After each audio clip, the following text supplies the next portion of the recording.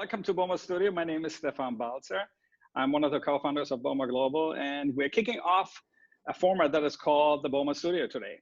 And why do we do it? We want to do it because we want to address the needs of citizens, organizations, and businesses around the world to get more insights and different perspectives from around the world to our joint future. And I'm starting off today with a true expert about Asia. And of course, we know that there's a president referring to that crisis as the Chinese crisis. We have a different perspective on that, and that's why we invited our speaker today. He has published several books. He is working as a strategy consultant. He works with large organizations and governments, and in his latest book, he predicts that the center of gravity globally is shifting towards the Far East. And I want to discuss with him the impact of the COVID-19 pandemic, what we can learn, maybe we can learn something from Asian countries, and what it means for politics and the relationship between citizens and governments. And I'm happy to have him here with us today. So welcome, Parag Khanna. Good morning. Hi, good afternoon, good morning, Stephan. It's great to see you again. Good morning. Parag, before we start to discuss global issues, you're a traveler, you're a global traveler, you work around the globe. So how does it feel to be grounded right now? It's very strange, Stephan. I think I've never spent this much time in one place since childhood. On the other hand, if you're going to be quarantined anywhere, it's a privilege, quite frankly, to be in a place like Singapore, where it's a good government, things are still functioning very well, we're able to get food, we live near the beach. So, in the grand scheme of things, I can't really complain. And the funny thing is, with all of this digitization and moving online, a friend of mine wrote to me the other day saying, "This must be your dream come true. You finally get to be everywhere at once." Because by the past 25 years, I've always had to, pick and choose where I'm going to be on any given day. So in some ways, perversely, sadly, it is true. I do get to be everywhere at once now. And probably it's still pretty busy when it comes to your schedule, right? Around the globe, giving interviews a lot. Yeah, I'm definitely not sleeping any more than I did before. Certainly sleeping more comfortably though in my own bed at home. But it's just different. I think that there is a combination of the fact that we do have this digital infrastructure that maybe we took for granted and hadn't used enough, but now we are. So that means every half hour is booked with something. And I think actually it's bringing new kinds of efficiencies, obviously, to the way we operate. Again, some of us, those of us who are lucky enough to be able to do this. But I do think that to use that well-worn expression, in every crisis there's an opportunity. Among the many things that we should learn from this is, of course, to appreciate and take advantage of our global digital connectivity. And how is the situation, just quickly, how's the situation right now in Singapore? From here, a lot of people refer to Singapore, probably having handled that whole situation pretty good, much better than many other countries worldwide. So how is the situation in Singapore? I mean, alongside Taiwan and South Korea, Singapore has done the best job of Asia's, kind of non-China regimes in grappling with this. The infection rate was so high initially. It was the first country, really, outside of China to have significant cases of the virus. So they got, tough, fast, a lot of public communication, a lot of expertise involved, a lot of learning from experience from the SARS pandemic, from 18 years ago, an app called Trace Together that everyone is now using. So it's fine. Again, if you're going to be anywhere, locked down in a place where you can trust that they're going to maximize the peace and quiet to get the job done, and try and help everyone who is infected or potentially infected, they are doing it here. Okay, that's great. So. Maybe, and I know in the background, by the way, the team is working on the technical side. Let's kick off with some of the thoughts you have looking forward. I think you prepared a handful of slides, and it would be great for everybody to look at this. Yeah, absolutely. That looks good. Let me go ahead and load them up. And we talked about, we mentioned connectivity earlier, and a lot of people have been saying that this is the end of globalization. And even though we're relatively young, I can think of 3 or 4 instances in the last 20, 25 years where I've heard people say it's the end of globalization. 9 of the 9/11 terrorist attacks, people said this is the end of globalization. The financial crisis, people said it's the end of globalization. And now I've seen at least 25 headlines in the last 2 months saying this is the end of globalization. So, since I know a thing or two about that topic, I've written a few of my books about it, I thought what I'd start with is just kind of backing up a little bit and explaining to people how globalization moves in these very long phases and cycles and waves that stretch over hundreds of years. And the first and most appropriate place to start is the Silk Road era. You might call it globalization 1.0.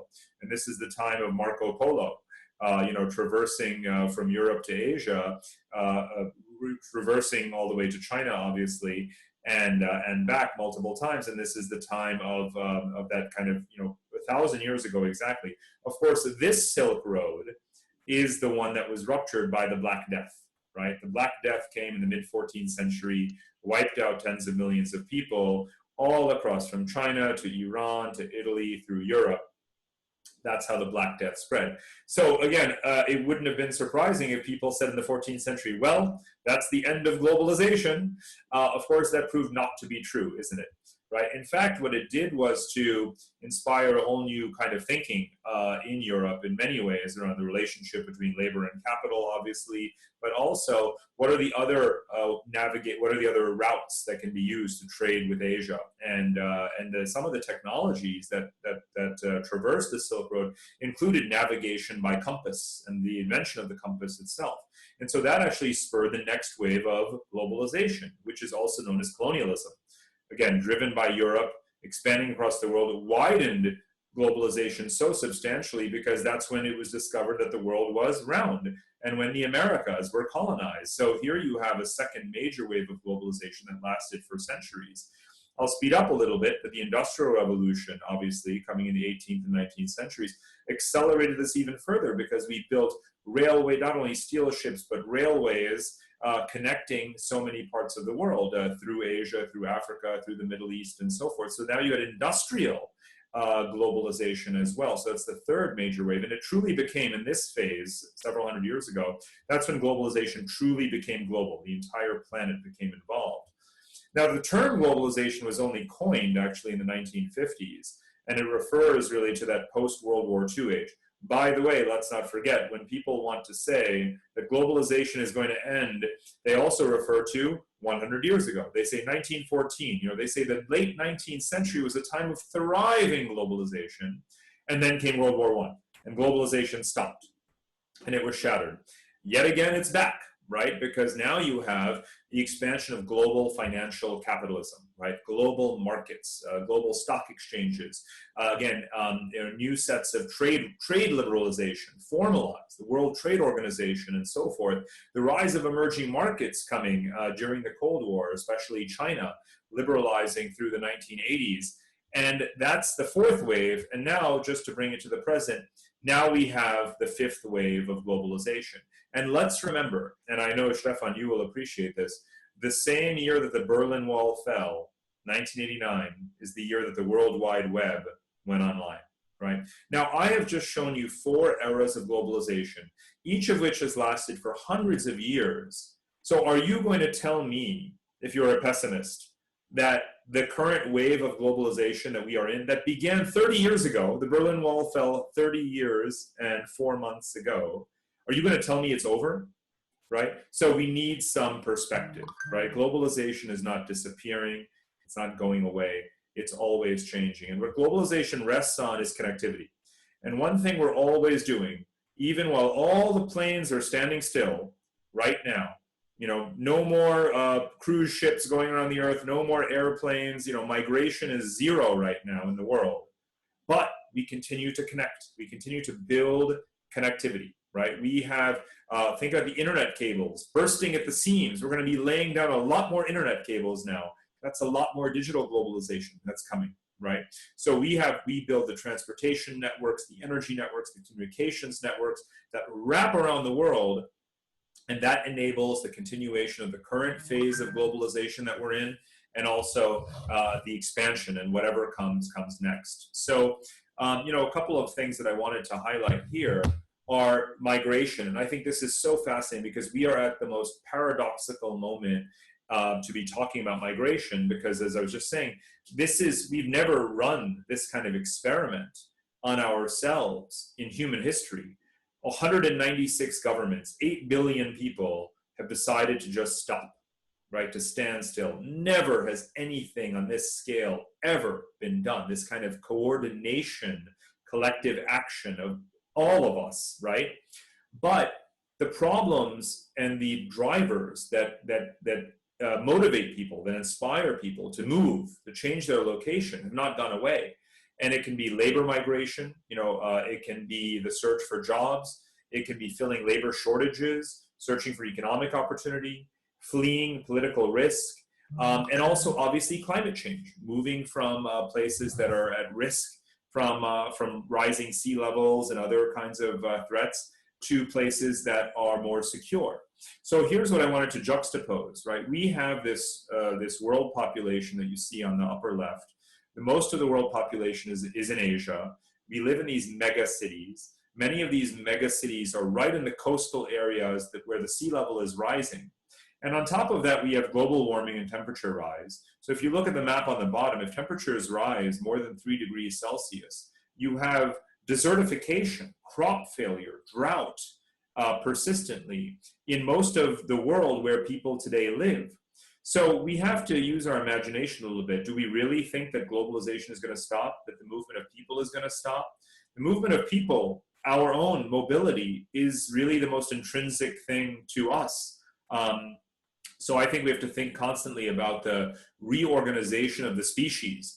Where do we build things? Where do we move? How do we connect to each other? That's what globalization is about, and that's not really going anywhere. So I'll end with this, what I call the shift towards civilization 3.0. And civilization 1.0 is how we were as hunter-gatherer tribes, right? We were nomadic, we were agricultural, and then came our ability to cultivate agriculture in different climates, but also we became more industrial. So industrial civilization, if you will, was more sedentary, right? We became a settled species. Now we're moving into civilization 3.0, which I call kind of quantum people. We're mobile and we're connected. People will have to move all the time given the different risks. There are places where there'll be health risks, environmental risks, where you lose your job to robots and you move away from those places. You lose your job to a financial crisis and you can't pay the rent anymore. People will always be moving and circulating. And yet we're always connected, right? We have the technologies of connectivity, right? So that's the way I see the kind of future of the human species, because we don't know which of these scenarios is going to play out. I do a lot of work in scenario planning, and this is one set of scenarios just published by the design company Arup. And what very often happens is that when you build scenarios, you have 4 choices, but the truth is that reality emerges to look like a little bit of all 4 of them, right? And at the intersection of all 4 of these is kind of where I see mankind moving to become, again, more mobile yet more connected. So those are just a few thoughts about where globalization is headed, where we're headed, to kind of kick off our conversation. Great, thank you, Parag. I want to stick exactly to the part where you say we cannot. Actually, you say we can't stop globalization. We will probably have a little pause right now. Do I hear you right? We will pause and we will reconnect again. If you look at the way governments are handling the crisis right now, there's many governments, and even within the EU, that are actually locking down the countries. We have borders again. So we are, and we had a discussion a couple of years ago when we had the wave of migration, where a part of the citizens in some countries said, we have to stop this. We don't want migration anymore. So how do you see that play out right now? If you look at maybe the results of the pandemic right now, more nationalism, closing down borders, isn't that going into a different direction? How do you see that? I don't think that we should confuse or to conflate, closing down the borders and, temporarily suspending the Schengen Agreement because of the fact that European countries have had different approaches to quarantining and social distancing and suppressing the spread of the virus. That's different from saying we need to put up more borders because of nationalism and xenophobia. Obviously, the latter can be an excuse for the former, no question about it.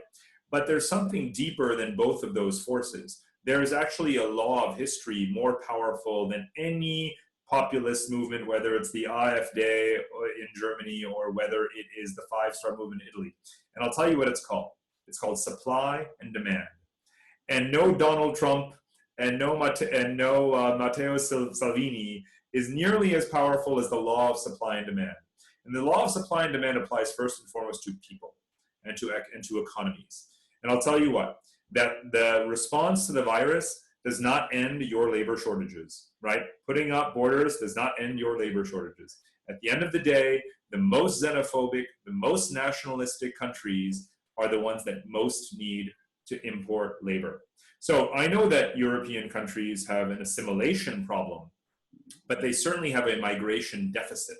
So I think that when the law of numbers dictates, and I say this with all the confidence that I just showed you 1,000 years of globalization that you will never stop and reverse, the full weight of all of human history points in the direction of more migration.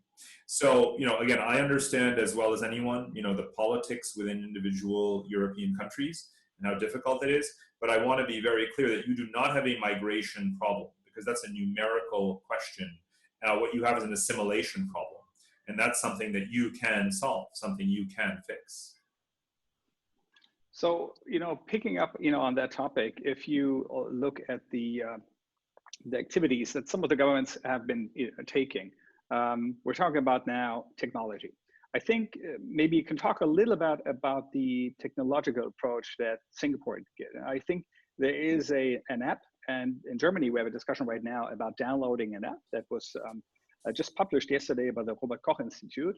And in Germany, from our perspective, as you probably know, people here are pretty critical when it comes to downloading an app that might track my movement and might tell other people that I was in touch with someone because of data privacy. We have other data privacy laws. So how did it work in Singapore? Is it a success? Is that already, can you already talk about success? What did the Singapore government do? You can already talk about success, and let's not only talk about success in the micro context of this particular app, which I'll describe in just a second, but let's also talk about success in transcending this false dichotomy that is more in our heads than in reality, that you cannot have a way of sharing information in times of crisis versus data protection and privacy. I fully appreciate the kind of burden of German history and some of the, even just independent of that, the legal reasons why Europeans in general and Germans in particular are very skeptical and cynical and cautious about these technologies. And I sympathize with that 100%. However, and there are areas where the toughness that Europe has, like GDPR, is not only appropriate, but is the right gold standard globally. So I'm not someone who advocates government having unfettered access to information, but I'm here to tell you that this is a false dichotomy and we really have to get over it. So let me give you an example. The Trace Together app here in Singapore does not upload individual citizen data. It stores on your phone and does not release from your phone the various Bluetooth signals that correlate to other people's mobile numbers that you may have been in proximity to over the past 14 days. If another person who is sick, who has the virus, who may have therefore infected many other people, is in the hospital, the Ministry of Health will ask that person for permission to access their phone. And in it, they will see the signals of phones that they may have been close or were definitely in close contact with. And that phone number actually then is anonymized into a contact sort of ID. And then they will anonymously contact you and say, listen, we have this man or woman who is confirmed to have had the virus. 6 days ago you were within, whatever, meters of that person at this time, we suggest that you voluntarily self-quarantine, right? Those are the only circumstances. And then the app, again, all the data is on your phone. You are encouraged to delete the app as soon as this is over. The government will delete the app. The government will never have your data. So you can save a lot of lives and you can protect privacy at the same time. So no one should ever say again that there is this irreconcilable tension between public welfare and the collective good versus the citizen privacy, at least not in this. And for each of these problems or challenges that seem so philosophical and rigid, there is in fact a solution if we work hard at it and we regulate it and monitor it properly. And again, government, trust in government, a transparent government, obviously smart technology that learns from other examples, all are part of that learning process. The level of acceptance in Singapore, is it high? Is there any numbers, any data you have right now already? It's hard to say. In fact, I'll tell you anecdotally, because downloading that app is completely voluntary, there are people that are upset that it should have been mandatory because we have 100 new cases of the virus every single day. And if they had made, and only, out of 5 million people, about 800,000 immediately downloaded the app, but the download kind of, sort of plateaued. But if they had made it mandatory, then everyone would have it, and perhaps lives, only, well, I don't want to say only, but 6 or 7 people have passed away as a result of the virus, and potentially that and several hundred illnesses could have been prevented. So, quite frankly, again, anecdotally, I hear more people saying that it should have been mandatory than saying, "Uh-oh, this is an intrusion of privacy." Okay, that sounds great. When I listen to this, and probably that app was developed a couple of weeks ago. My question is, if you look at, the sharing, if we would open source that development, why everybody and why every country now starts to develop their own app, like Koch in Germany, they do it. Everybody's trying to do the same thing at the same time in 180 countries. So is that pandemic, is there a push to more collaboration, to more working together, even on a governmental level in Asia? Do you see that? What about the other countries like South Korea, Taiwan, of course, China, separate role? Like, do you see any exchange and partnership in that part? So, it's hard to overgeneralize about this most diverse region of the entire world, but if you did generalize, you might say Asians love technology, right? They embrace it. Most people have 1 or 2 mobile phones. They're on their phones and, apps all day long. Obviously, governments are tech savvy. It's an innovation-rich environment. Making an app like this is not particularly difficult anyway. As I say, there's a high degree of trust in government. So people have a memory of, again, 18 years ago, the SARS epidemic was very had a very devastating impact on the economies of the region, and several hundred people died. So all of those factors played into it. Now, are we seeing more collaboration? Yes, it's very tactical, right? Countries that are sharing surgical masks and ventilators. Obviously, countries that are sharing this sort of how did you make this app? It's not rocket science, Stephan. You know that very well. You know that an Absolutely. app like this, it takes less than a day. So the notion that there's some arms race to make this app is an absolute farce, because every country on earth could have it by yesterday. And it's not necessary. It's not a particular Singaporean flair, nor a South Korean or a Taiwanese one. And coders in any country in the world could easily make this app. It's just a question of, again, putting the team together, having the will, the political support, the public information, having people download it, and the teams using the data, and so on and so forth. The right conditions ideally are in place prior to a crisis, right? Like the rule of law, like the trust in government. You cannot engineer those softer factors, those institutional factors overnight. Right. Some of those things need to pre-exist. Yeah, let's stick to that, because as well, what is the cultural factor when I look at the speed that some of the Asian countries reacted? Seems they are more effective. Is that due to government action, or is it as well a cultural part that maybe the population rather follows orders when government says let's go for it, it's important, than maybe in the Western world where, we start having discussions about, personal freedom. And, Right. I want to still play basketball in my park Right. because Right. I don't have it. So do you see that as well to play in here?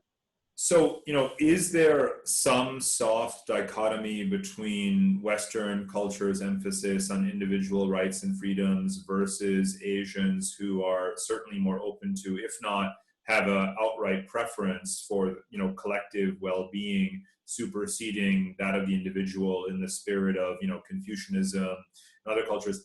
Yes, but I need to draw a very, very clear line between that and the notion of dogmatic obedience or, an authoritarianism, because the successful countries in this region combating the virus are absolute gold standard democracies. Let's be absolutely clear that Japan, South Korea, and Taiwan rank higher than most European countries, and certainly higher than the United States, in every Western index of the quality of democracy.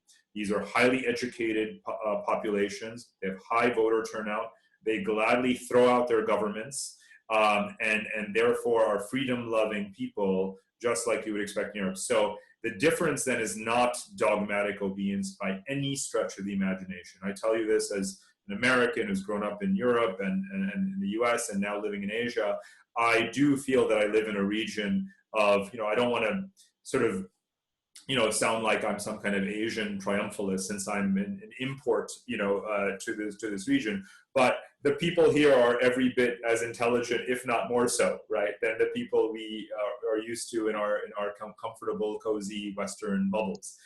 So you cannot, and I'm just being making sort of extreme kind of a case just to make the point, because these are democratic societies. So how do you want to truthfully explain it, if not through cultural essentialism? The answer would be that they have competence, right? And let's be clear, because we're talking about, what's been happening in Southern Europe and the United States. There is incompetence and there's competence. And now I will say this as a political scientist, because I am a trained political scientist, and this is exactly what I study and write my books about. There are countries with top-tier independent civil service institutions, where there is, again, independence, meritocracy, well-educated, well-resourced, trusted by the people and the leadership to carry out the mission. So even when you don't have a leader saying, you must do this, you actually have, bland, banal bureaucrats saying, this is something we should really do. We've studied the evidence. And the people are smart and competent, and they trust their competent leader. So again, I'm going to overemphasize this. And I don't think that people in Germany in particular should feel offended, because Germany is a world-class civil service. Germany is, to me, the archetype of a country that is both highly democratic, but also highly technocratic, and again, trusts expertise. So I want to create that divide, not an East-West divide, not a West versus Asia divide, but a divide between those societies that have competent institutions and trust them, and those that don't. And I think that everyone should decide now, having lived through this global pandemic, say, where would you rather live? Absolutely. Good question. I want to open up here as well, because we have people in the audience from all countries asking questions. And one question goes into, the area when we discussed about the app development, or in general taking action. And how do you see the possibilities that non-governmental activity can take the lead, so that you don't rely on government action, but actually outside government, people organize, and actually take action faster. How do you think that is possible in a situation like this? Or do we need the government? We probably need the government, because they are, they probably have, power over the large institutions and infrastructure, right? So, I mean, need, want, and have are, in some ways, three different things that don't always overlap very well. According to the United Nations itself, at least 4 billion people in the world live in countries where their governments don't fulfill the kind of basic criteria that you would expect of a sovereign state, providing for the security and the welfare of the people, right? So most of the world's population does not experience that. So in other words, you would call that a market failure, right? So in situations like that, you either have civil society groups or foreign aid groups or sort of philanthropists, companies that fill that gap, or you don't. Now, even in developed countries, in places like the United States, a lot of charity, a lot of what you would think of as public services are run through charities, and a lot of those charities actually receive public funding to do what they do. That's a particular kind of American model. It's not quite like a European welfare state. And then there's a global civil society. Right now, obviously, a lot of people are talking about the Gates Foundation and its role in funding vaccine initiatives. And of course, over the last 15 years, the Gates Foundation has at various times been responsible for up to 1/3 of the budget of the World Health Organization. So just to be clear, so people understand, a private charity has provided 1/3 of the operating budget for a intergovernmental organization. That's the milieu of the real world, right? It is, you have governments, intergovernmental, corporate, philanthropic, all kind of in the mix, not necessarily well coordinated, in most cases not well coordinated, but all of their resources are required to varying degrees, depending on the problem, depending on the location, place. My belief is that it should be all hands on deck. At a time like this, it's all hands on deck. Whatever you can do, make your contribution. It would obviously, there's an ideal type out there in global governance where you say, wouldn't it be lovely if the UN Security Council genuinely had the credibility to regulate global security issues, if the World Bank actually had the kind of capital and mechanisms to support the economic needs and developmental needs of all countries in the world, and the World Health Organization, and on and on and on. We do not live in that world, Stephan. We never did live in that world. I want to be absolutely clear. We never did. The Cold War was not a permissive environment for the United Nations to truly be a global regulator. Let's remember that. And we will never live in that world as we see the massive resource gaps that afflict multilateral organizations. So let's get real.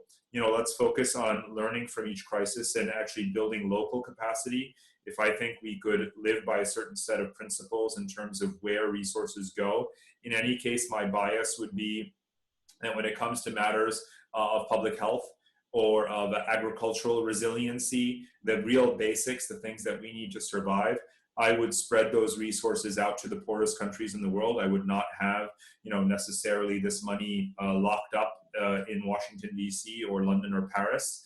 I would be helping to build capacity at the local level 24/7. And you will find that, the best global governance is strong local governance and building it everywhere in the world that we can. Yeah, let's stick to the strong local governance. And I want to end a little bit, some thoughts about China. Some people say, China is the source of the pandemic. China reacted from a European perspective pretty harsh, pretty drastic. Looking at those pictures, people here were looking at that, commenting, say, oh my God, what's going on there? Isn't that just too much? And isn't that, an overreaction? We learn now that probably it was the right strategy. Now, if we look at what China is doing, they're already opening up, and it seems, and nobody knows about the numbers, that they want to kick off the production motor again, right? The economy has to continue to produce, revenue. How do you see? Because I know you watch China a lot. How do you see that play out right now? And I would like to, use the last minutes to discuss a little bit China's role now and moving forward. What's going on there? Yeah. So, for one thing, obviously, we sadly did not need this episode to remind us that China is not a transparent political system, right? That it is a self-serving authoritarian regime. And it did obviously cover up, this pandemic in numerous ways that could have prevented the global economic and tragic loss of life catastrophe, really, that we have been experiencing. So I quite frankly hope that's something that nobody ever forgets, despite whatever public relations and propaganda efforts and Twitter wars that are going on around that right now.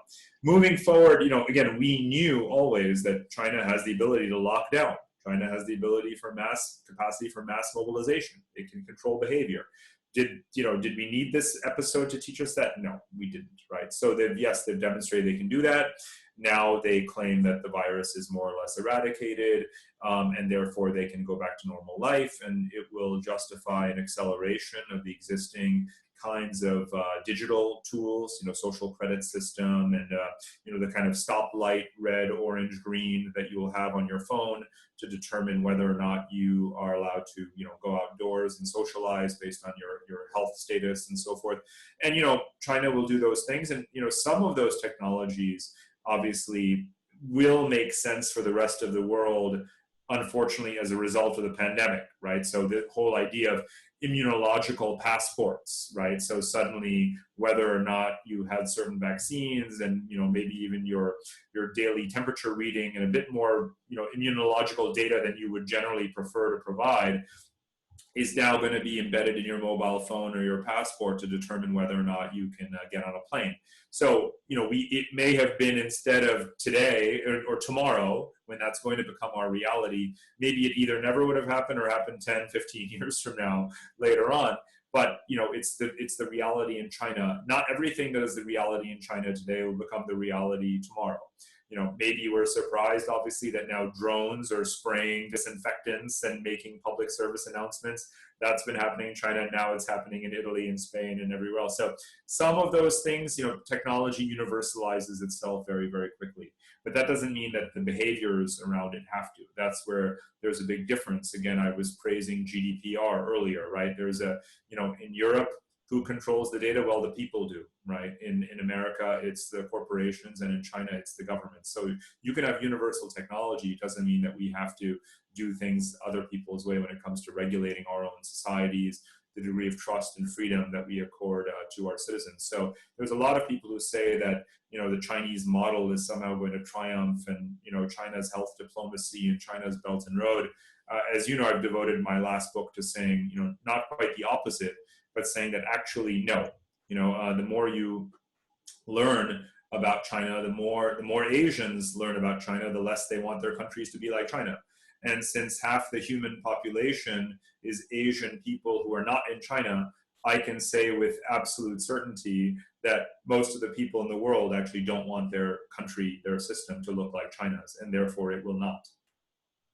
Okay, interesting view. So if we look at if there is any winner or loser, what do you think? Will China be finally even be a winner going out of the crisis because they are maybe faster, they are more rigorous, they kick off the economy right now, while maybe the West through slow decision making, through weaker leadership, maybe we can even see some huge impact on the economy in a negative way, that we will see a lot of bankruptcies happening, so a market shake up.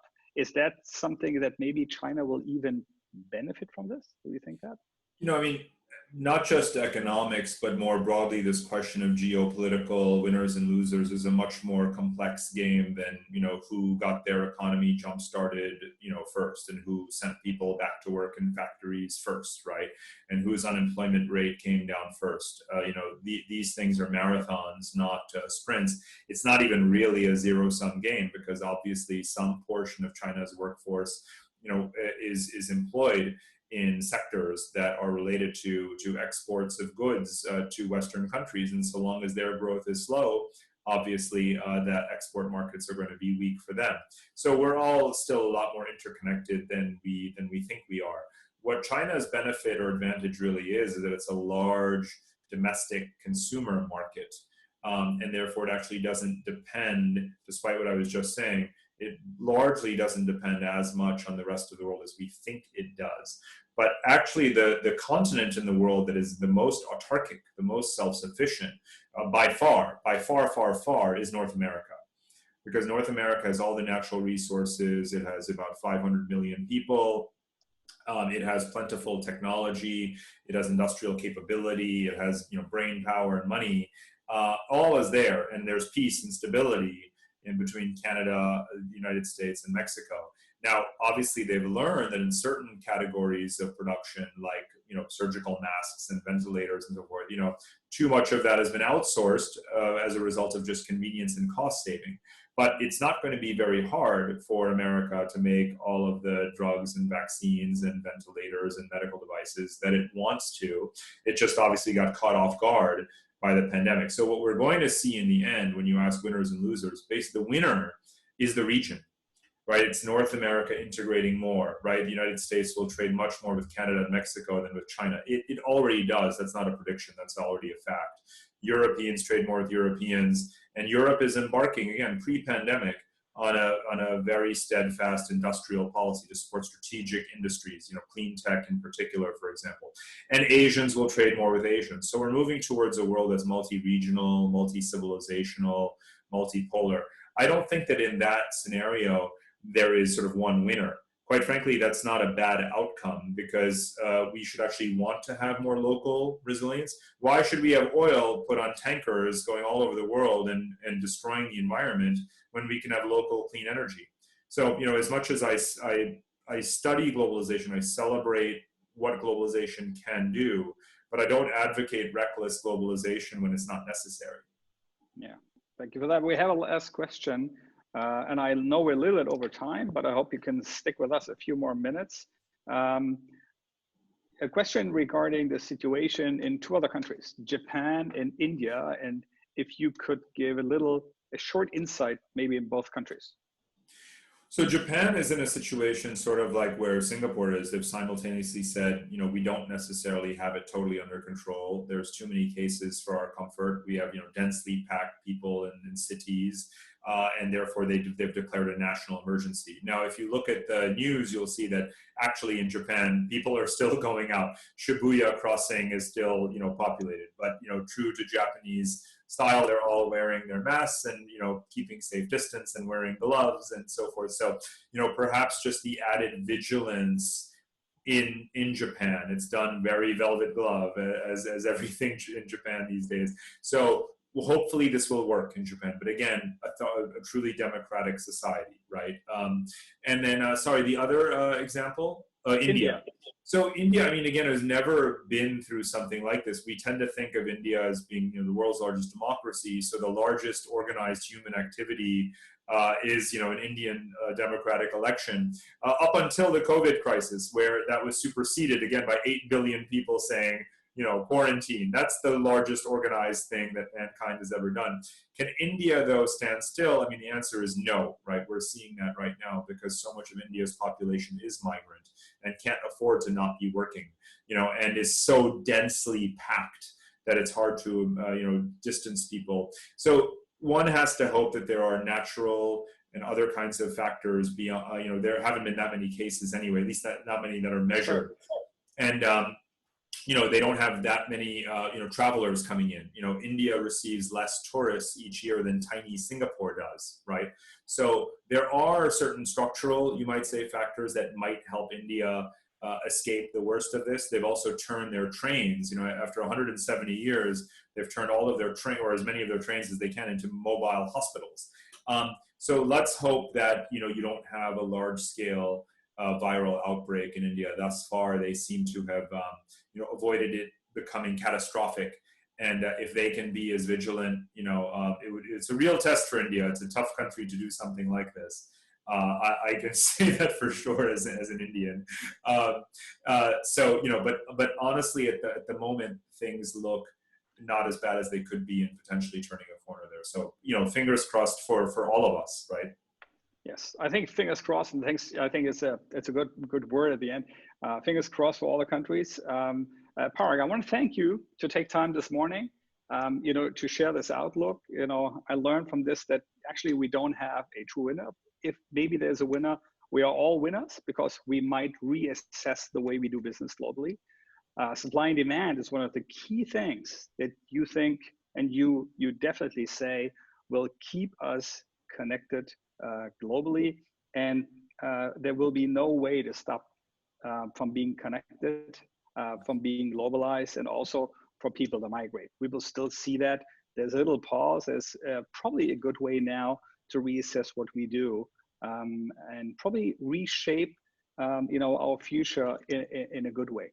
So Parag, thank you so much for this insight. I want to thank everybody in the audience for joining. Sorry for a little hiccup in the beginning that we were not live streaming.